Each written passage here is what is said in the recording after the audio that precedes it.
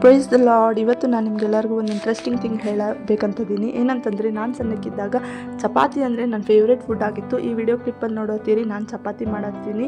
ಇವಾಗ ನಾನು ಚಪಾತಿ ಡೈಲಿ ಮಾಡ್ತೀನಿ. ಇವಾಗ ನಾನು ಚಪಾತಿ ಯಾವಾಗ ಬೇಕಾದಾಗ ತಿನ್ಬೋದು, ಎಷ್ಟು ಬೇಕಾದಷ್ಟು ತಿನ್ಬೋದು, ದೇವರ ಕೃಪೆ.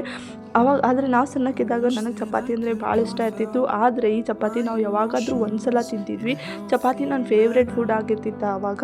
ಆದರೆ ನಾವು ಡೈಲಿ ತಿನ್ನುವಂಥ ಪರಿಸ್ಥಿತಿಯಲ್ಲಿ ಇದ್ದಿದ್ದಿಲ್ಲ. ಯಾಕೆಂದರೆ ನಮ್ಮ ಮಮ್ಮಿ ಅವಾಗ ವರ್ಕ್ ಮಾಡ್ತಿದ್ರು. ಮಾರ್ನಿಂಗ್ ಹೋಗಿ ಈವ್ನಿಂಗ್ ಬರ್ತಿದ್ರು. ಅವ್ರ ಹತ್ರ ಟೈಮ್ ಇದ್ದಿದ್ದಿಲ್ಲ ಮಾಡೋಕ್ಕೆ. ಆಮೇಲೆ ಡೈಲಿ ನಾವು ಅದನ್ನು ಅಫೋರ್ಡ್ ಮಾಡೋಕ್ಕಾಗ್ತಿದ್ದಿಲ್ಲ ಚಪಾತಿ ತಿನ್ನೋದು. ಅವಾಗ ಪರಿಸ್ಥಿತಿ ಭಾಳ ಕಷ್ಟ ಇತ್ತು.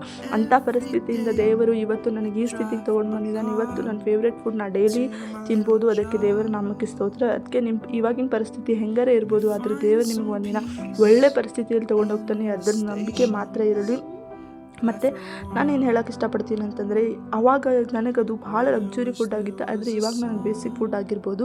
ಅದೇ ರೀತಿಯಾಗಿ ಎಷ್ಟೋ ಕೊಂಡು ಜನರಿಗೆ ಈಗೂ ಊಟ ಇಲ್ಲ. ಆದರೆ ದೇವರು ನಮ್ಗೆ ಊಟ ಕೊಟ್ಟಿದ್ದಾನೆ. ಅದಕ್ಕೆ ದೇವರಿಗೆ ನಾವು ಯಾವಾಗಲೂ ಕೃತಜ್ಞತೆಯನ್ನು ಸಲ್ಲಿಸಬೇಕು. ಊಟ ಮಾಡೋಕ್ಕಿಂತ ಒಂದು ನಿಮಿಷ ದೇವರಿಗೆ ಕೃತಜ್ಞತೆಯನ್ನು ಸಲ್ಲಿಸ್ರಿ. ನಮಗೆ ಈ ಊಟ ಕೊಟ್ಟು ಅದಕ್ಕೋಸ್ಕರ ನಿನಗೆ ಸ್ತೋತ್ರ.